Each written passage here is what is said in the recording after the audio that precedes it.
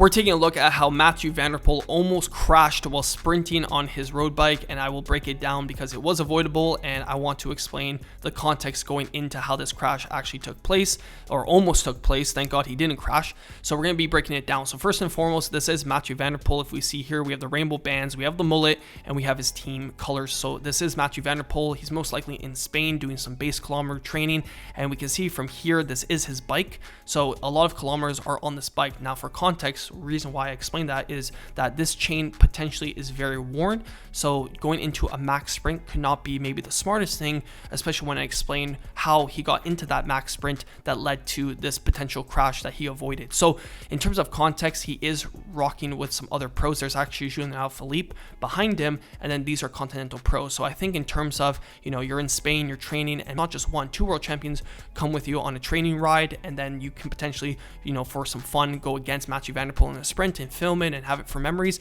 is huge. So Mathieu van der Poel actually doing that, he's a class act for that, because that's a fun thing to say, yo, I sprinted against Mathieu van der Poel for a town sign. So the only problem with that though is that if you have a worn chain and you're not going fast, I think maybe here they're doing 25, 26 kilometers per hour, going into a max sprint will put a lot of tension on the chain, a lot of torque. There will be a spike. So if your chain is already worn, going from, you know, a low speed to a high torque situation, if your chain is worn, you know, you could easily snap the chain. And from the sound of it, it sounds like the chain actually snaps. So as soon as he gets out of the saddle and he starts pushing that 1600 watt plus max sprint that Mathieu van der Poel is known for, something happens to where easily the chain snaps. And if we're looking at the breakdown in terms of slow-mo right here, something happens to where he fully gets thrown off the front end of the bike and he starts turning completely to the left side of the bike, and because of his cyclocross skills, he's able not to fall off. The cyclist here, the Continental cyclist, looks over like, god damn, Mathieu van der Poel flew off his bike because he was producing so many watts. The chain is completely off here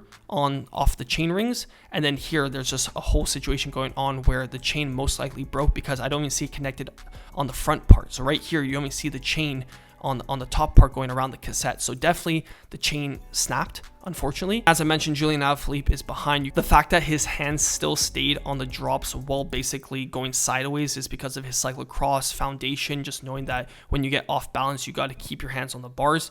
Only him, you know, being able to balance himself out with his foot once he unclipped, you know, like I said, 99.9% of cyclists would have went down. So crazy handling skills, avoidable in the sense of probably if you're going to go for a town sprint, carry some speed, definitely higher cadence. Yeah, something like this could easily happen. You can snap the chain. So in the original video, the chain was snapped. So yeah, good thing he didn't crash, and he can continue training for the 2026 season.